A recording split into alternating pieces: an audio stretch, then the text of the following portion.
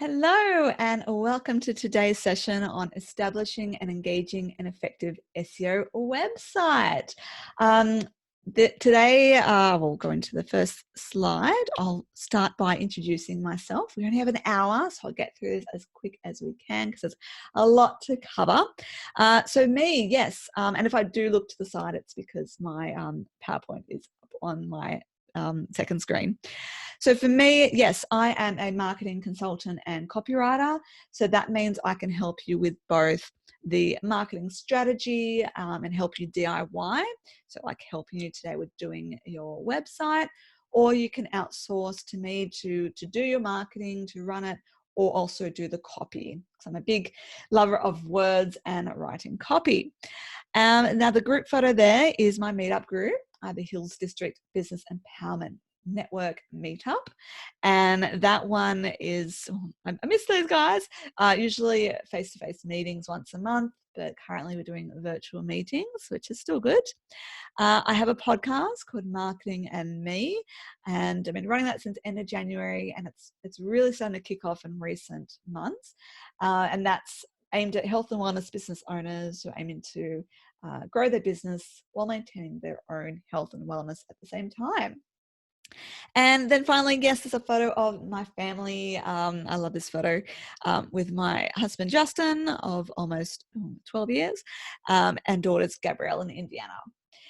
Okay, without further ado, we'll get started. But the very first thing we have to do before talking about your brand, about your website, is your brand and audience. So when asked to write website copy, or any copy for that matter, for my clients, I ask them to fill out a project brief. And this gives me a better understanding of the business.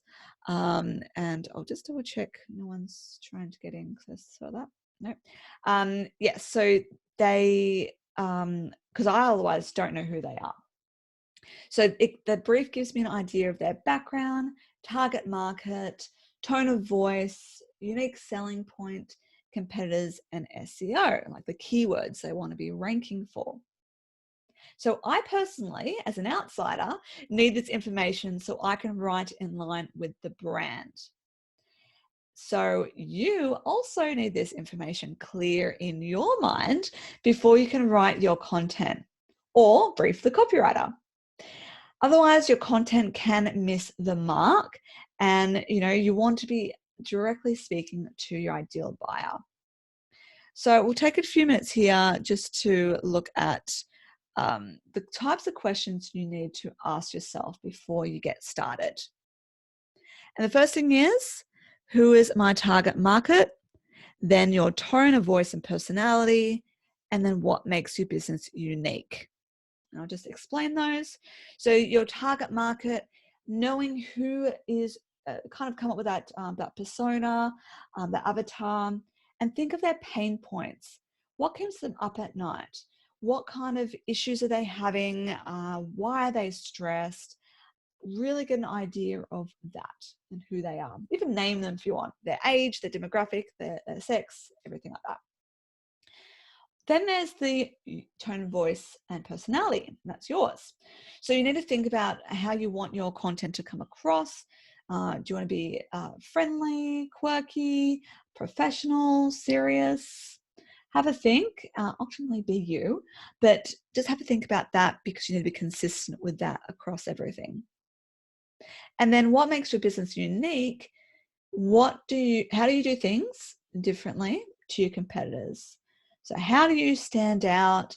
Maybe you put extra emphasis into customer service, or maybe you a different price point, maybe you're mobile, something like that.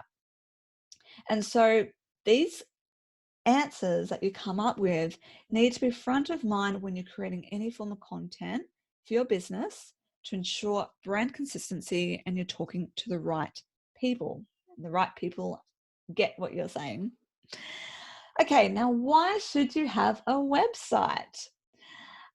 So you may have a website you love, or maybe you want to update or change your website in some way. Or some people don't even have a website at all. That's okay. Whatever your situation is, you need to start with your website, because out of all the marketing tools out there, having a website is the most important. And why is that? So here are some of the benefits. I'll just read this out for you first. Buyers are more likely to take you seriously, to generate leads, enable you to make online sales, and builds trust, visibility, and branding. So just expand on that. If you just have a Facebook page, people won't take you as seriously as if you have a website, because it seems like a real business when you have a website. And I've just been talking to a client, even if it's really basic, it's still better than nothing. Generate leads, you can do that through, ebook downloads, newsletter signups, etc. Make online sales. That could be if you obviously have an e-commerce store, and make sales while you sleep. And then the trust, visibility, and branding side is, they can use a website if they meet you or hear about you, and they get to know you a bit better and build up their sense of trust and confidence in you by seeing your website. Another few benefits: convenient and accessible 24/7, greater audience reach, and it's an engaging source of information. So to expand, of course, you can't physically, even if you have a shop front, you can't physically be there 24/7. Well, I guess some gyms are, blah, blah. But, your website's always there. So if people are up at 1 a.m, can't sleep, and they're doing research, your website's there. They can, start learning about you at whatever time of day. Greater audience reach, because if you rely on social media, like a Facebook page for your business, not everyone has a Facebook page. Not everyone uses social media. So, but they're happy to look up websites.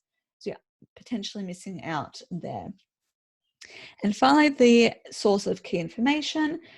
You can share blogs on your website and videos and ebooks and anything like that, as an extra way to present yourself as someone with expertise. And the last couple I want to go through is you can highlight the needs of your customers and be seen among your competitors in a Google search. So obviously you can go into a lot more detail about all the needs you can meet for your client when you've got it all laid out in your website on multiple pages, rather than sending multiple emails answering those questions, or they have to see multiple social media posts before I get that idea. And from a Google perspective, well, as you know, from search engine optimization or SEO, you can come up in searches, and you can't come up. You can potentially come up in searches if you've got just a Facebook page, but it looks, like I said, it looks better if you have a website. And if your competitors have a website, that you can be actually disadvantaged if you don't have one as well. So yes, unless you have, like personally, unless I've received amazing word of mouth recommendations from multiple people about a product or service, a simple social media page just isn't enough. So the website plays a big part in my decision making. So yes, there's a bit of pressure to have a website and also make sure it's somewhat of a good one. But don't worry, I'll take you through some steps today. Now, just while you look over your notes, I'm going to play a little bit of music just before I go into the next bit. Just reflect over your notes. I'm just going to open my Spotify. I like to play music from Mabel May. It's beautiful piano music. She's really talented, and I hope you enjoy. Just for like 30 seconds or so, just reflect over what you've got so far.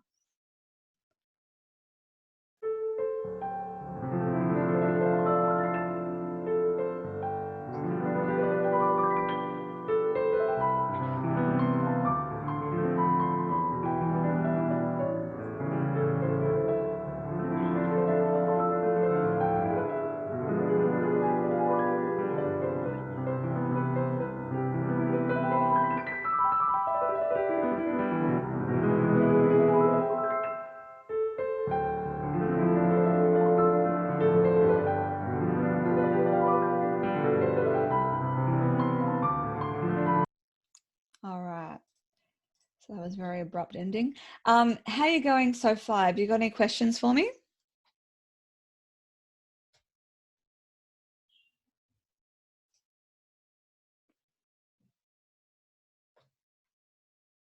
Cool. I just saw, all right, speaking at schools and libraries who are looking for guest speakers, do we focus on the teachers' pain points or the students?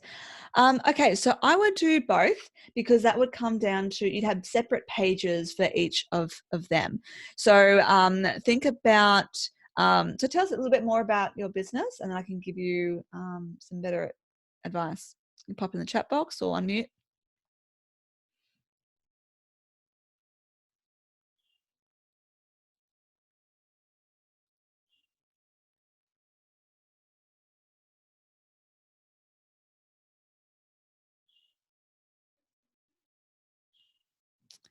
Okay, author illustrator. Yeah, so it would be, yeah, it would be a little bit different, unless you probably would, I mean, you have to think from the teacher's point of view because obviously they're the ones you'd ultimately be talking to, but you need to, yeah, you need to basically cover both. So kind of think about the different personas because you will need to tie that into the content. So you need to say from a teacher's perspective, they want to find someone quality and know what they're talking about, and then you therefore give them your experience and expertise. And then from the other perspective, for students, you say maybe they're not using their creativity enough or something like that. And you can kind of really delve into why it's important for the kids. So a couple of different things there. So you kind of flesh out both. So what I would do is I would do like draw a little, like you do a little mind map of the teachers and think of them and do a little brainstorm of all their pain points, what they're looking for. And then you also have the students and a map out of, or probably also the parents, what the parents want. Yeah, so both is fine. All right, so we'll continue on. Whoops, I missed it. Perfect. Okay, you're welcome. All right, so moving on, the next page is the purpose of your website. Okay, so the purpose of your website could be different from mine. In general, though, there are 4 core business purposes, and your site might have one or all of these. So first of all, to purchase. So for your business, I'll just let you read that. So for your business, your website might be the key platform for clients to make purchases. So therefore, setting up an e-commerce website is a no-brainer. All of your social media and email promotion would ultimately direct people to your website to make a purchase via your payment portal. Then you have to build your brand and inform. So I'll just give you a moment to read that.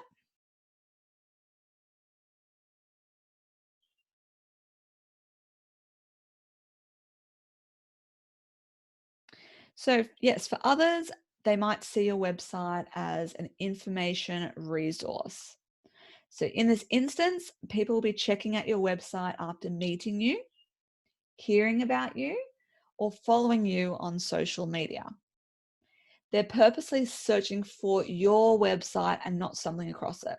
So they're the people you've given them your business card, or they've heard about you, they've spoken to you, and they purposely have typed in to either your URL directly, or they've just searched for you.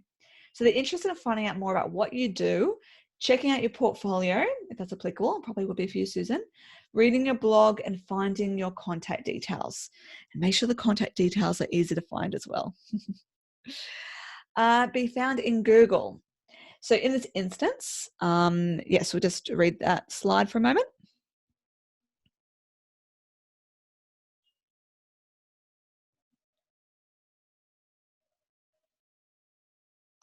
So yes, in this instance, you're attracting new random people outside of your network. So these are people who've typed your products and services into Google and stumbled across your website. In many cases, they've had no prior knowledge of you. So finding a website is likely to be only the first step or one of the initial steps in the buying journey. So they'll also probably read Google reviews, sign up to your e-newsletter, and follow you on social media, and follow you before they make a purchase. You can take up to like 7 touch points before they actually make this, the sale. And your website, that's why it needs to be kind of good if that is the very first impression they get. So if you want to have this type of website, you need to ensure your SEO is set up properly, both in the back end, which is where your website developer will help you, and via your copy, which is like someone like myself can help you with. And you might need expert assistance in this area, or you could do some SEO training to DIY. So that's, if you do need help with the DIY, then let me know and I can recommend some training for you. And the other one is to generate leads. So yes, this may be definitely one of yours. A good website should also include opportunities for lead generation. And you do that by the e-newsletters, online courses, ebooks, templates, checklists, because this email address that you collect when they download these or sign up to it is gold. Because you can then notify them about your upcoming sales. These are warm leads, right? They've shown they're interested in you. So warm, share about your upcoming sales, new releases, and general updates. Or share your expertise by offering advice, featuring links to recent blogs, and showcasing customer testimonials. And all of this contributes towards building your brand, trust, and likability, and make the person more likely to do business with you when they're ready. I'll just put some music on again for you to write down, if you haven't already, the purpose of your website.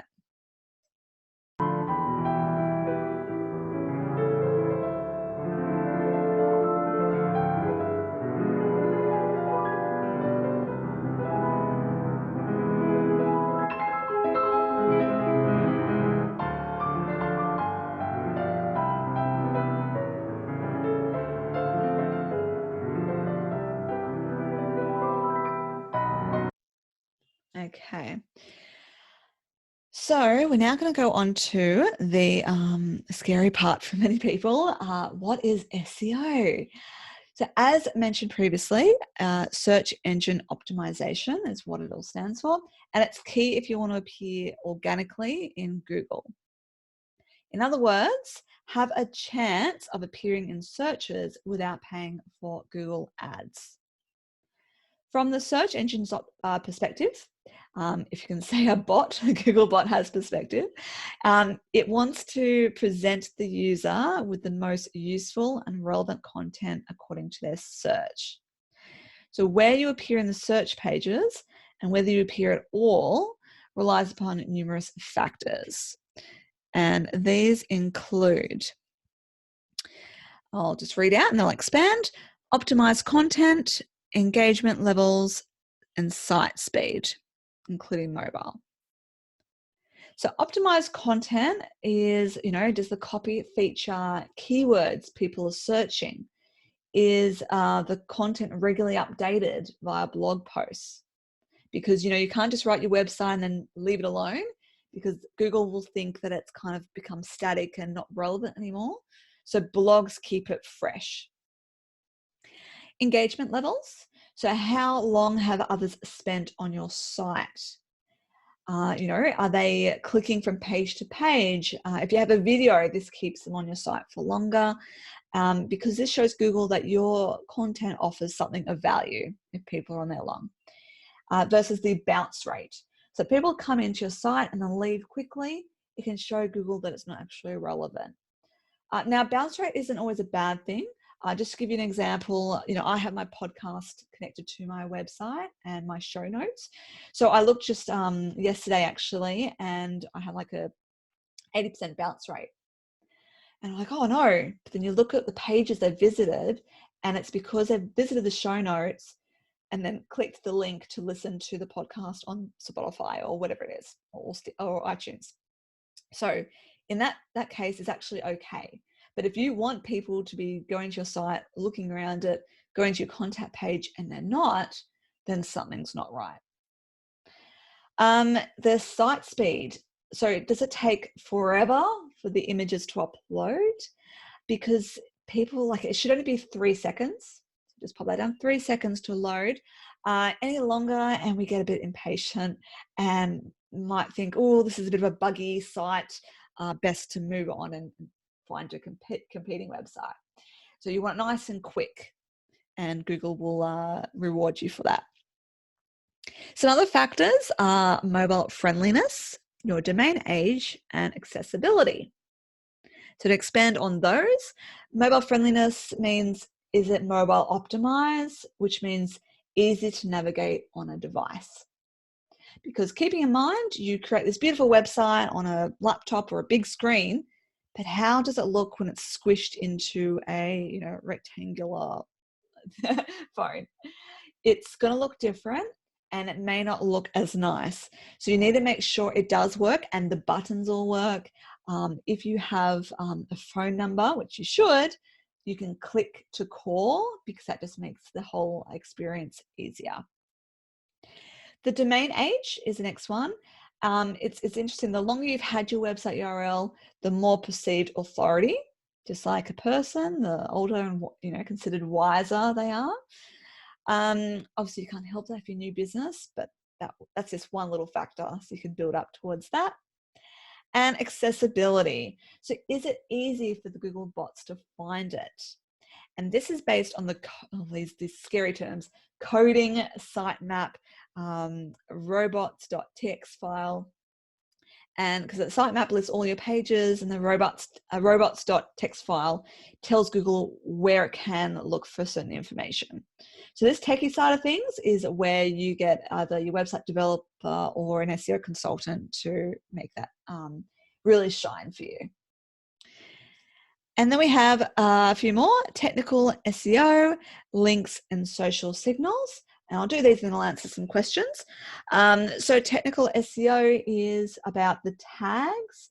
The types of categories, topics that you cover, alt tags, keywords, and meta descriptions, because that's all how it appears in Google. So you need to make sure you're using your keyword phrases and your meta description, which is that little brief summary that comes up in Google, and your images have got tags as well, because that can also help with your ranking. It gets a bit nitty gritty, but it's so important. The links, do you feature inbound, outbound, and internal links? So to go into those, inbound is also known as backlinks. They're links that appear on like authority or industry related websites, or when you do a guest blog and it links back to your website and it shows that your website has authority because someone else has linked to you. Really powerful, but can be hard to get. Outbound, they're links that you send out to other sites. So like those industry sites with definitions or research. You never put a link to a competitor, but a collaborator or supplier. And that also looks good because it's showing that you've got well-researched content. Or this looks like you've done your work. And internal links is the other one, and that one includes links from blog to blog inside your website, a link to services, and or link to contact page to get people engaged and clicking through your website. And then the last one is social signals, and that one is how often are people sharing your content on their social media pages, so therefore attracting more traffic. So there's, yes, quite a few factors at play, and there's no perfect formula. There's no guaranteed way to appear on the first page of Google, despite what those spammy emails say. You just have to work hard on it continuously, not just 1 month and leave it alone. It needs to be an ongoing process. And ultimately, that it's because, very important, the Google algorithm changes around 500 to 600 times each year, which is insane. So you just need to do your best and you follow these kind of steps that I'm giving you, and you hope that that's done the job. So let's pause here and answer some questions. Where do we get privacy policy for collecting emails? So yes, with collecting emails, if you need to ask their permission. So if you have a, for example, you encourage them to sign up to your newsletter on your website, you're saying you agree to sign up to the newsletter. And they know then they'll get that communication, you're being added to the database. If they're downloading an ebook, for example, you need to actually say a little blurb, a little tick box. Please also add me to the mailing list. So you need that permission before you can send the emails, because you can also add, past clients to that email, that distribution list. People you meet, ask them, can I add you to my list? And that, and they can always unsubscribe, but you need to make sure they've given you permission. Okay, another question. We have lots of photos. How do we make our photo size small? Great question. So you can use there's different platforms you can use. I use one called Small PDF. I'm pretty sure you can do that for images. Yes, compress. So I'm pretty sure you can do a Small PDF. If not, another way I do it is actually going to Canva, and you can upload it. You can set the dimensions in Canva, and then insert your image, and then it will be smaller. So yes, I definitely recommend making your images smaller before you upload them, because that does slow down your site. So try, I've done small PDF for PDF files. I'm pretty sure it does it for JPEG. Otherwise, you can use Photoshop as well. Canva, I find Canva very user-friendly. And yeah, that's just a couple of tools to see how you go. Any other questions? What we've covered so far?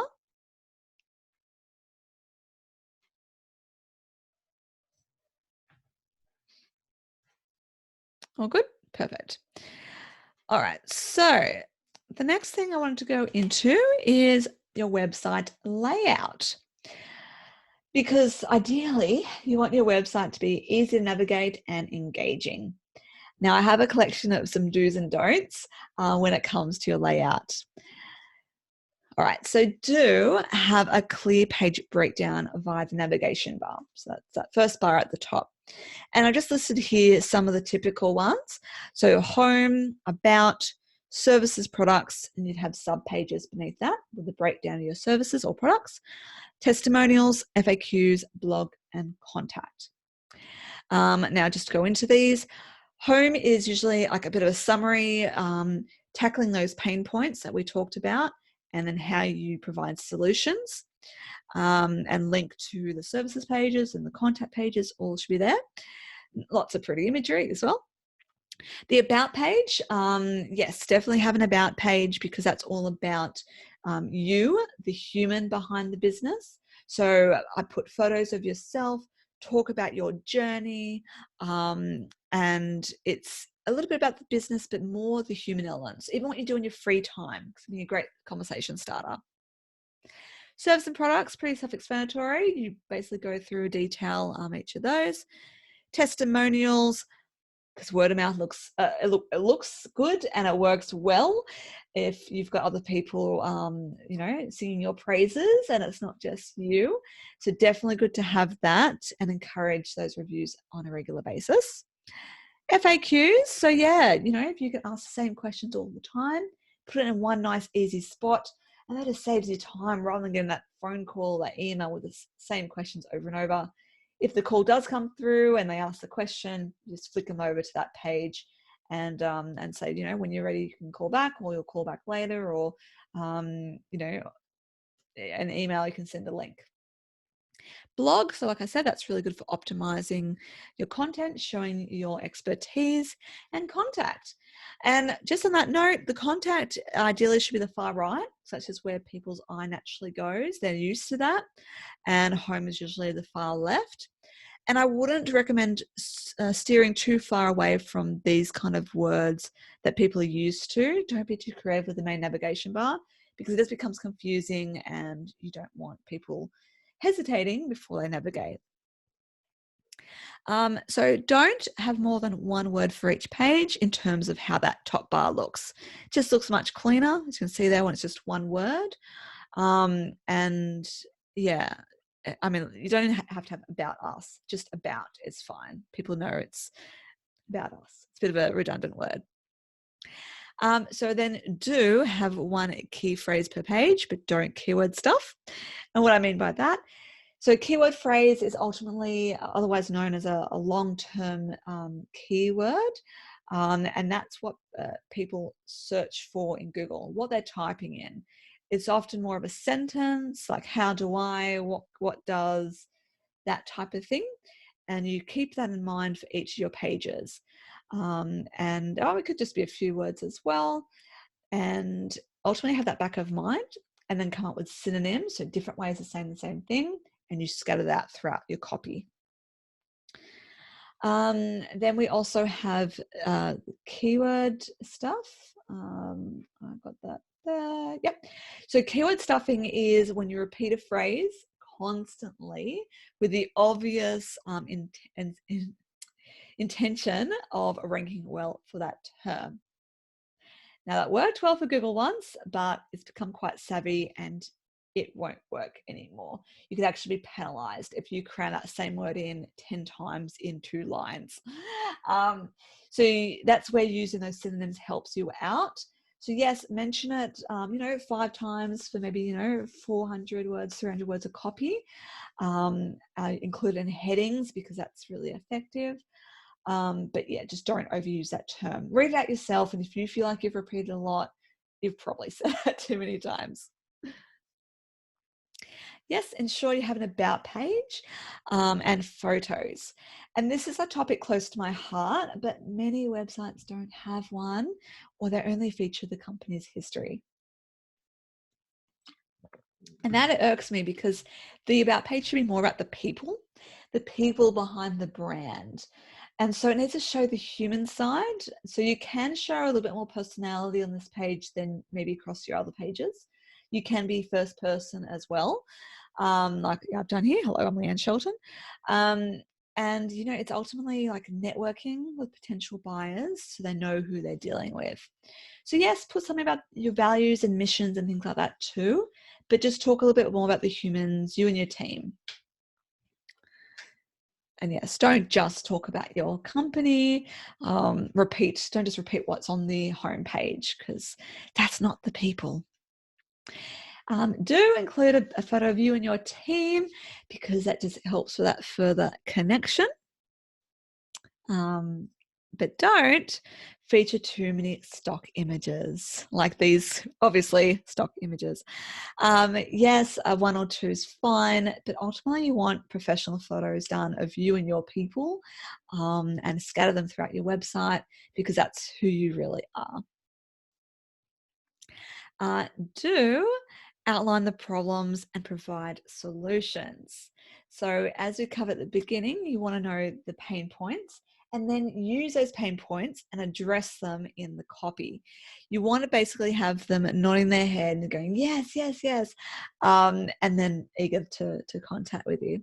So have that avatar in mind and consider them, and even like as you're typing the copy, if you're doing it yourself, type as though you're talking to them directly and really get them to relate to what you have to say. I like the hypothetical questions for getting them to nod along. And then you provide the solutions. So you do, it's like problem, agitate, solve. So you outline the problem, you kind of delve deeper into that problem and then say how you can help with your services.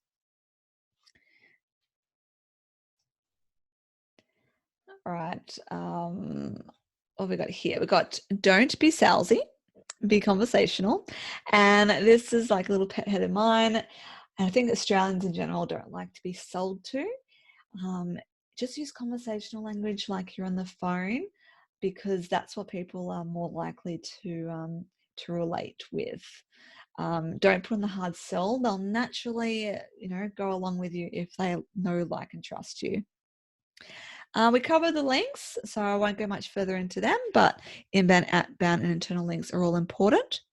And checking your site speed, as I said, like 3 seconds. So sites like Pingdom, you can check how your site speed's going. There's a few other ones as well. So just a good idea to do a little check.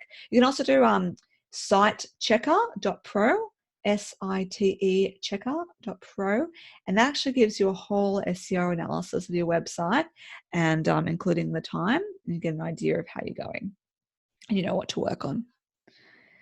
All right, how are we going? Any questions at the moment?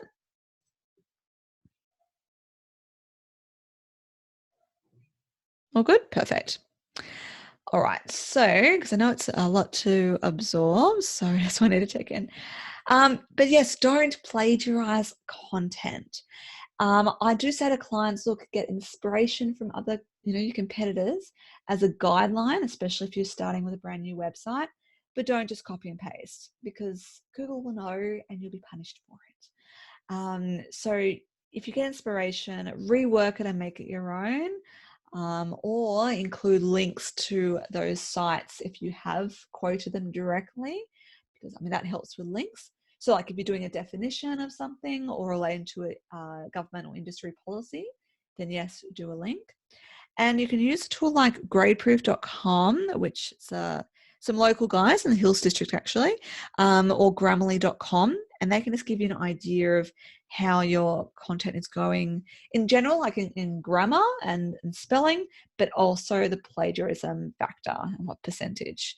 So there's free versions and paid ones, but you should be able to do that with the free version at last check. And then you also want to break the content up and don't waffle on.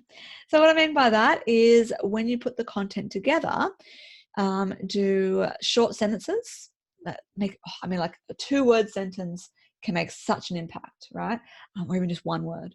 I'm like, listen, and that's alone on its own line, that can make a massive impact. Subheadings also really good for breaking it up and putting your keyword phrases in there. Dot points makes this easier to read. White space is really good. Occasional bold font for emphasis, make keywords jump off the screen if people scan, and imagery to break it up as well. And that's where your designer can help you out too. And I said here, don't waffle on, because don't fill the page with words just for the sake of it. Just include the key information, like 400 words, that's less than an A4 page. Maybe 200 words is all you need. But don't just put heaps of words and think you need to do that to get the keywords squished in. And then the last point in this area is have a blog.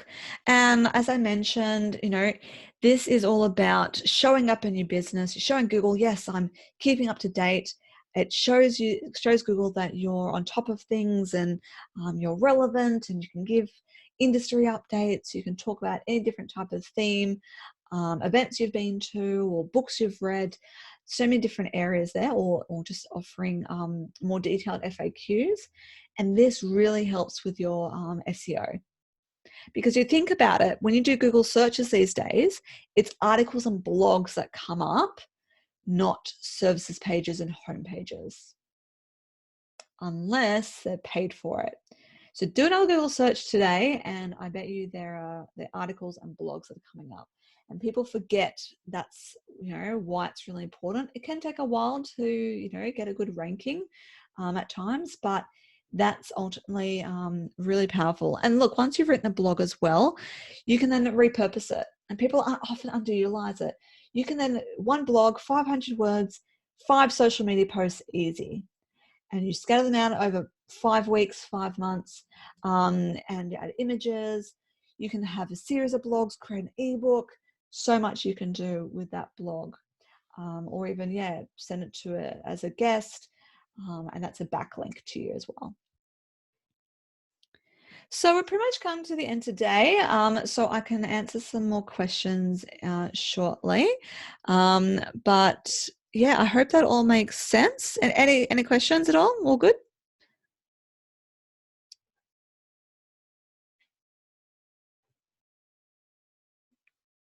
Actually, I'll give you, all good. All right, I'll just give you some music thinking time just to reflect on your notes, and then just let me know if anything else does come up.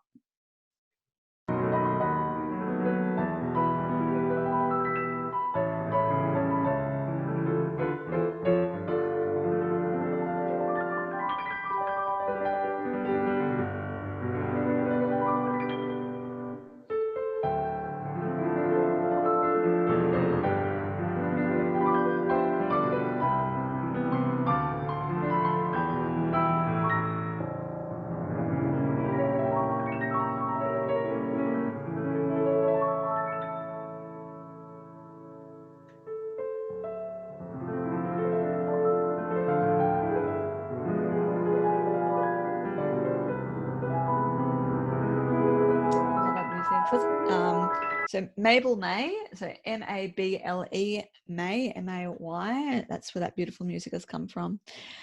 So how we go. How do we use the Neil Patel web for keyword? Yeah, so that's a great, Uber Suggest. That is, I personally don't use that one because I use Firefox, and that works on Mozilla, I think it works on Chrome. I use keywords everywhere, but ultimately what you do, it's a browser extension. So whenever you do searches in Google, it'll come up in the right-hand column. I'll show you that keywords everywhere. Pretty sure Neil Patel is same. I'll search for what's something I can search for? What's something I can do?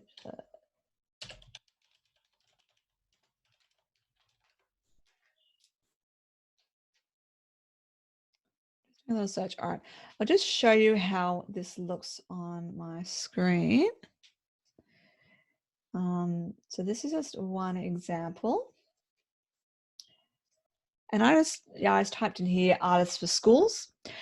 So this is how it comes up for keywords everywhere. You do have to put your credit card details in, but it's like $10 for so many searches, and I've never used them all up.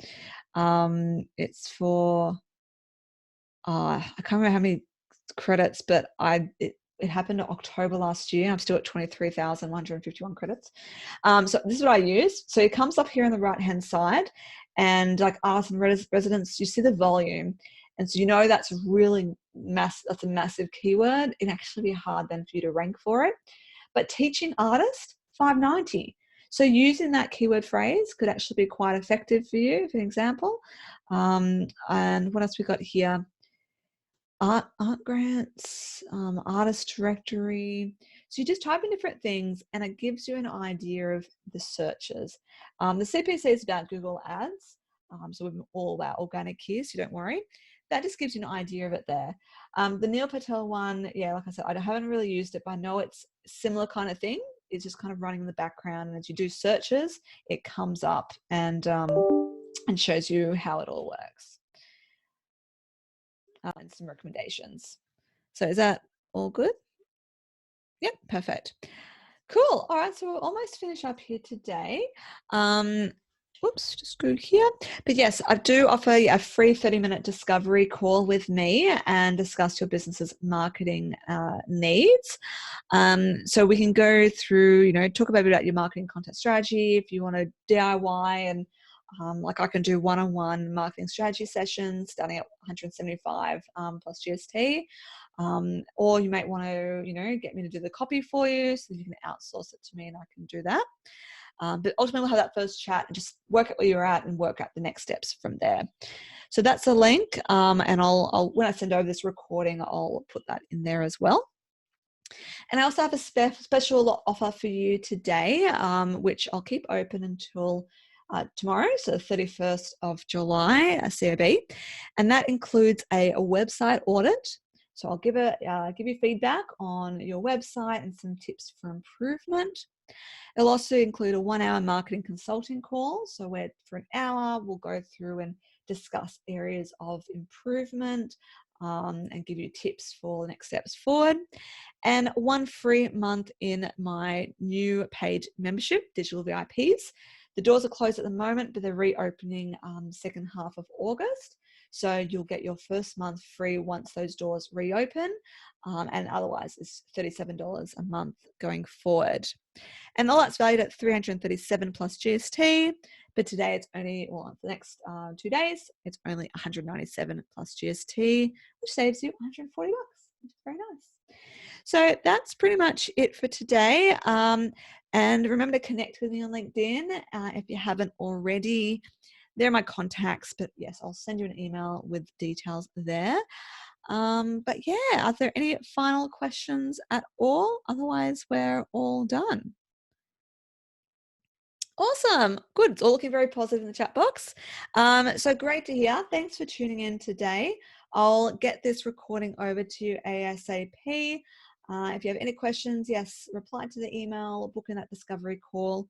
And yeah, I hope you have an amazing day. All right, see ya.